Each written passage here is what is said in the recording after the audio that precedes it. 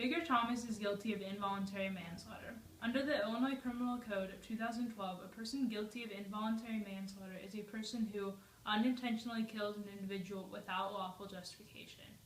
That night, Bigger Thomas was only trying to do the right thing and getting Mary to her room safely that night.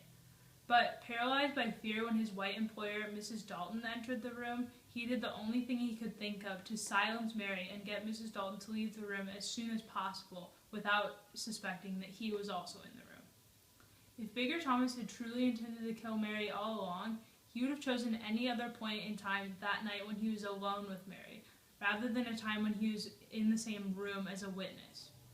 In regards to a murder charge, the Illinois Criminal Code defines that a person guilty of first or second degree murder must have an intent to kill and must understand that their actions would cause death in the individual.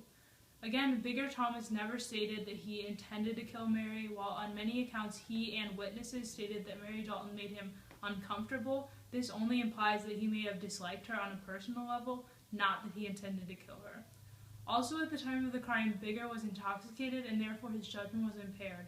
Therefore, he did not fully understand the consequences of his actions. And, again, he never stated that he understood that what he was doing would kill Mary. Because Bigger does not meet either of these criteria, he cannot be charged with first or second degree murder. In regards to the defense's plea of not guilty by reason of insanity, because Bigger was in the midst of a paranoid schizophrenic episode, was not supported with sufficient evidence. Because proper diagnosis protocol did not take place, the diagnosis of paranoid schizophrenia cannot support a plea of not guilty by reason of insanity. After ruling out first and second degree murder and the lack of sufficient evidence to support a plea of not guilty by reason of insanity, the only fitting charge left is involuntary manslaughter. And this is what Bigger Thomas is guilty of.